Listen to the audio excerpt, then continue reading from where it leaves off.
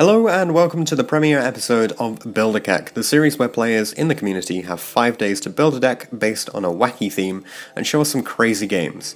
Each week we'll be showing off 3 of the games selected by our judging panel, but it's up to you guys to vote for the best game of the bunch. The vote will obviously come after we've shown you the 3 games. If you're interested in taking part in the series as a player, then go on and pause the video, check the description where you'll find a link to the Facebook group and add yourself in, then drop right back on here to see what players came up with this time.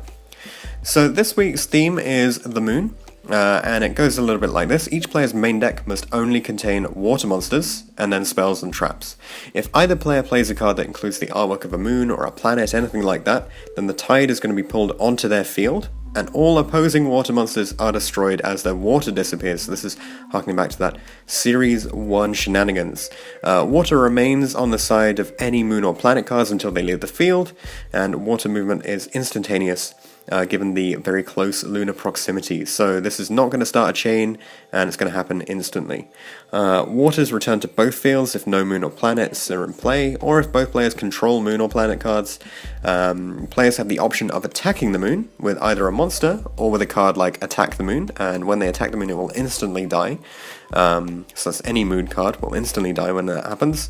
All interactions with the moon act a bit like costs, and they are considered to be game mechanics and not card effects, so things won't be destroyed by card effect when they're destroyed by things like Attack the Moon or attacked by a monster. And full descriptions of the moon interactions, if you want them, can be found on the Facebook group. If you have any more queries about how this particular mechanic is working out, we had a lot of questions about it, so drop onto the Facebook group, check out the post about it there, and that will give you all of the information that you need. Before we begin with the games, I just want to thank all of the players who took part in the series this week. You did a really great job at such short notice, given that this is the first episode for the series. A special mention to the guys from Worcester, who constitute quite a large portion of the available players for this. And finally, a shout out to Big Orbit Games and Big Orbit Cards. They'll be running a TCG Con this coming August. It's well worth heading over to Stratford-upon-Avon and checking out the event, and they're potentially considering hosting a Yu-Gi-Oh tournament there as well. So that's it for the mentions all covered. Let's get on to the lists and the games themselves.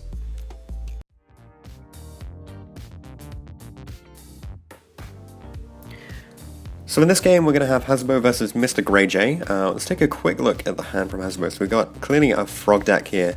He's including Roaring Earth, which is a moon card, and a Floodgate because it is a continuous trap. I don't believe it does anything particularly special, it's just some useful Floodgate here. And he's already got Attack the Moon, which is of course removes the moon, and it is a moon in itself, which is pretty cool.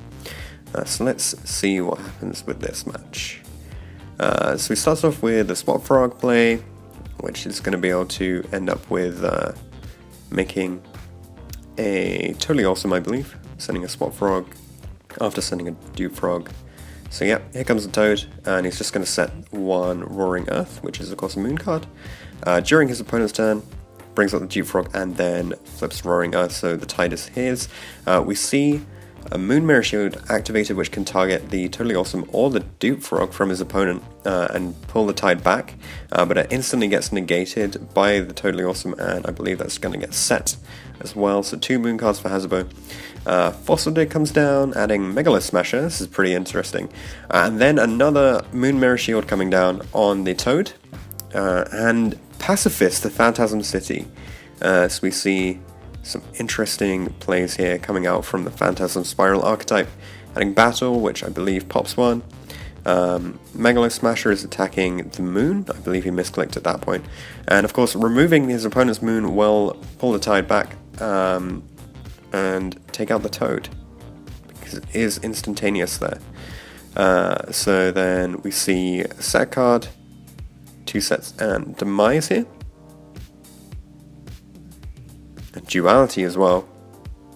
He's taking the Skill Drain, which could be pretty important. Putting back Twisters and Pacifists, that does mean he doesn't have moon removal with the... if he doesn't have a Twisters or any kind of spell and trap removal.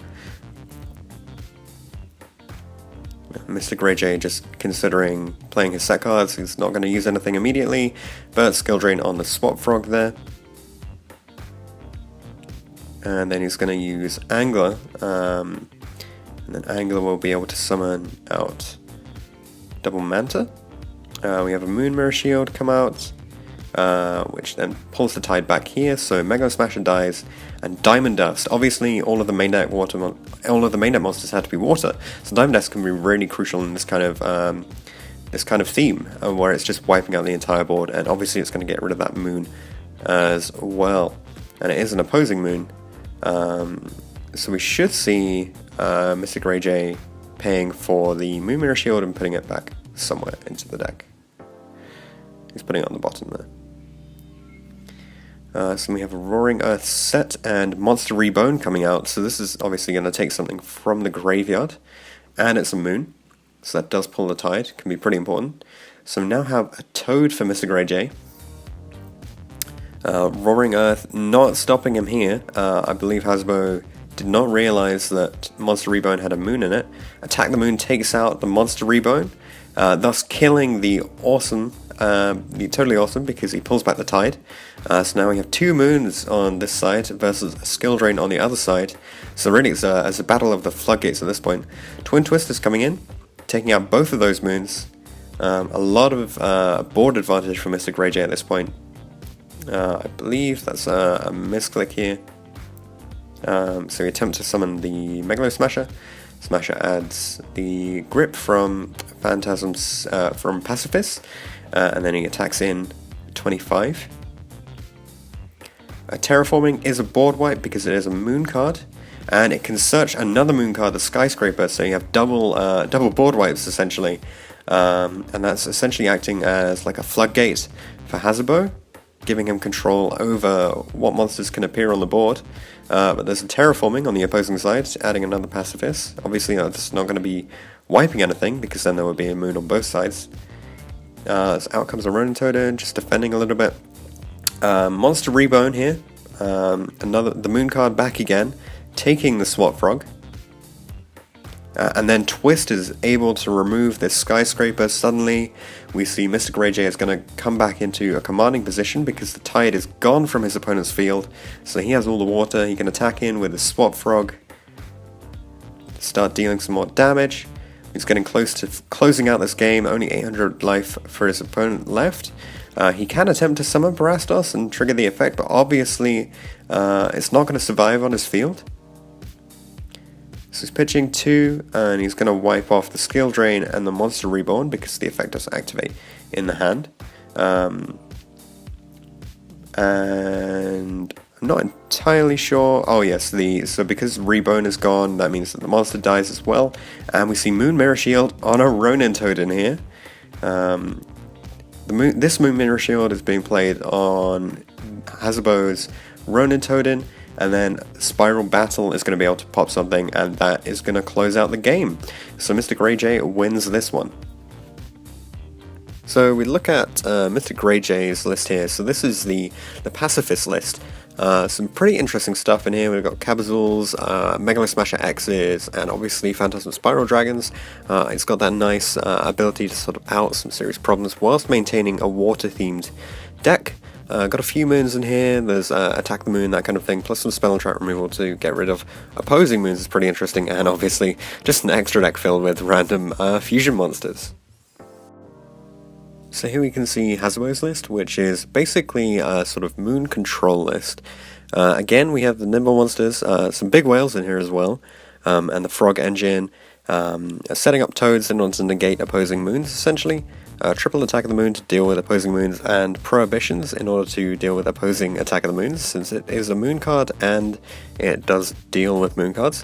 And there's also Barastos in here, which is, again, it's a great out for opposing moon cards because it does trigger in the hand rather than on the field. And we got some great control with Skyscraper that you can bring out from Metaverse, and obviously the other moon trap card, Floodgates, in here.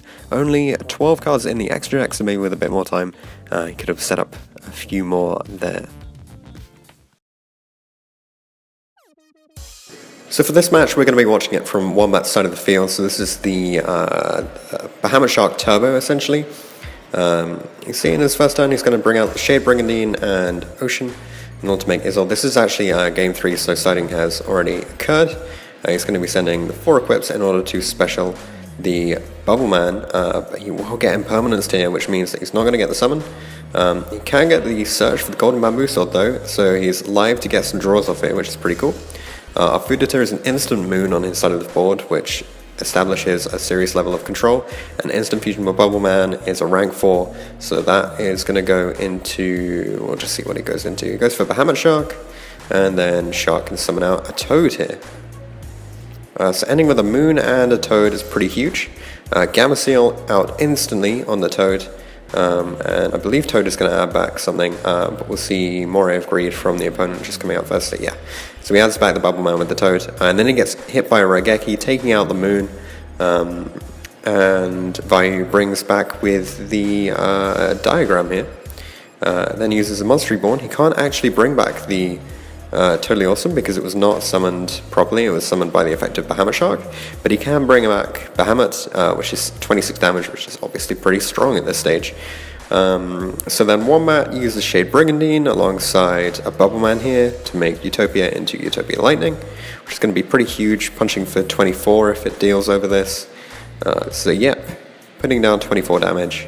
Opposing Vayu brings out the Upstart Goblin. He does have a few cards available, but he can't make a play, so he gets hit for another 25 hit. Then we see Diagram coming in to add Barastos, and Barastos summoning itself off 2 Waters. And then it's going to get rid of the set card. So his opponent just flips the Hornet Drones, giving himself a token. But of course, the Utopia can't attack over this, so we've got passing for several turns until eventually Vayu draws into the all-important Soul Charge. He's going to bring back 3 monsters, leaving him on only 100 life points at this stage, so getting pretty close to the wire. The Cerberus can only get rid of the token, but it gets rid of that, and then we see Barastos being added, I believe off the diagram, and Unicorn, which will be able to shuffle away the Utopia, so taking back control, but very, very low on resources at this point for Vayu. So Wombat's going to take advantage of that. He's going to bring out the Engage, get the Hornet Drones, and get a draw because he has 3 spells engrave, and then he can bring out double Angler.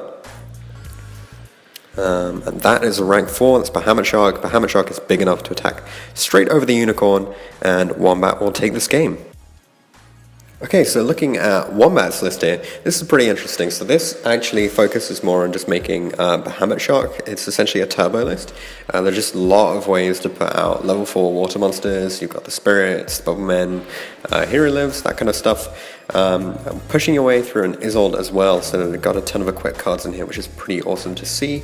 So yeah, just basically Isolde slash Bahamut Shark Turbo. Not too much in terms of Moon within the main deck. Got that 1 Moon Mirror Shield and the Alfudita, both of which are searchable through Hidden Armory. So taking a look at Vayu's list here, you can see that again we have obviously a focus with a lot of sort of nimble monsters. The frogs coming in as well, very important for this list. It is actually a 60 card list, which is pretty interesting.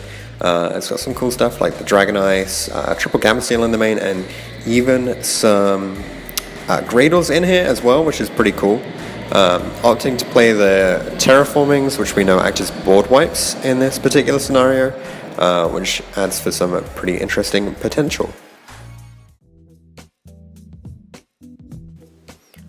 Alright, so in this game we have Luxren versus Mini Dayu, and Luxren is going to be taking turn 1. We're seeing some spell and trap removal and some Mermail, Atlantean stuff in hand, so more sort of the typical pure water deck that I guess people could have expected coming into this scene, given that it's water monsters only within the main deck. You can see that he thinks it's a little bit meh in his hand, so he's just set a Cyclone and passed. Mini Dayu setting 1 monster and a back row and passing. That back row is a Monster Rebones. This is pretty interesting. This allows you to special summon an opponent's monster to your field in defense, and note, it is a moon card. It's a moon card, which is a continuous trap, which can be really, really important in particular cases. So we see the Mermail starting to come out now, Marksman and Teus going off here. Marksman will pop the set and Teus will get the search. So we see that the set card is a Nimble Sunfish there, unfortunately destroyed by battle, so no summons off that, but 3200 damage going in, not going to be enough for game, just setting a Twisters and passing. The opposing side, we have Terraforming coming in. This is a planet card or a moon card, so this is going to wipe the board, pulling the tide over to this side temporarily. That will remove these water monsters from the field because obviously they have no water left. It's also going to be able to search for that diagram, so essentially it's Raigeki that searches stuff, which is pretty cool. So Lind was destroyed by a card, and it's going to summon out Abyssocia here, which is pretty cool. And you'll see why that's so particularly interesting in a minute. So we see Desires come out, +1's always nice, and then Beaver gets summoned, and at this point, Mini Dio realizes that it's gonna die. The Beaver's gonna die because Abyssocia has that moon there, so really crucial. That moon gonna be wiping the board for him. Then attack the moon plate, which can destroy any moon cards, so Abyssocia will instantly be destroyed. And that means that suddenly Mini Dio takes control of the board again, but the Twisters comes in, so pitching, the Gamma Seal there in order to remove that problem. Then we have a Prince come out, which can be pretty huge. Sending Dragoons to add Dragoons adds Megalo, so just typical Mermail plays here. Out comes the Megalo. We don't get to pop stuff, but he gets to search for the Sphere, which can be a bit like a Trap Raigeki. Megalo will get the double attack, and Dragoons will come out from its own effect, and that is going to take the game with Luxren winning and Mini Dio losing this one. So here we have the Mermail list from Luxren. Majority of it is fairly standard. We've got a couple of interesting things in here, like the double Gamma Seal mained. I'm not sure how prevalent that has been in main decks before, and certainly triple Abyssocia, which is obviously a moon floodgate, because it does have that moon on there. Can be a pretty big deal as well. And then he's running the Hidden Armories and the Moon Mirror Shield, just getting yourself to that board wipe a little bit quicker, plus Twisters to be able to remove opposing moons, and Abyss Sphere being able to summon out Abyssocia from the deck is essentially just Raigeki, and it's searchable, and it's a trap, so a whole ton of good stuff with that, siding into things like the Attack the Moon, the Acid is pretty interesting, and then some more spell and trap removal and generic stuff there. Running a lot of water monsters in the extra deck as well, but he does have a few nightmares that you can go into if you want to play around potential moon problems. Here we have Mini Dio's list, which is basically a Nimble Frog list. It does have the True King Barastos tech in there, with Terraforming essentially acting as a bit of a Raigeki. The option of Barastos being able to remove opposing moon cards before it summons itself to the field is pretty awesome. He's got some extra moons with the Moon Mirror Shields in the main deck. We see Attack of the Moon as a main deck out to opposing moon monsters and spells and traps, which can be a real issue, and obviously Monster Reborn, as we saw, pretty useful in the previous replays. Note that this deck does actually only have, I believe, 9 monsters in the extra deck, as you probably saw in the replay. If he'd played the full, more complete version of the deck, he sent me a more complete version. Doesn't include any side deck still, but it does include a bunch of rank 2s like Dagusto Emerald, Gachi Gentetsu, that kind of thing as well. So that's it for the games. There's some really interesting tech choices pulled in, and it was just crazy seeing how people were sort of manipulating the rules and playing around with them. That's definitely the kind of thing that we want to encourage in future episodes of this. Which of the games did you think was the best? Was it Game 1, Game 2, or Game 3? Be sure to leave a comment down below telling us which one you thought was the best and why, and we'll be releasing the results for this in a later video and showing off just who won each particular event. At the end of the series, depending on how much money we get in from monetization, we may well be releasing a prize for the person who gets the most sort of voted wins off these Build-a-Kek games, which will be particularly special for them. Hopefully we'll get something really awesome for them to win. So here are a few examples of decks which didn't make it into the game section of this week's episode. However, we thought that they had particularly interesting concepts or ideas built into them, and well worth showing you just in this end section here. Thanks for watching this episode of Build-a-Kek. If you're interested in taking part in this series, then follow the link in the description to the Facebook page.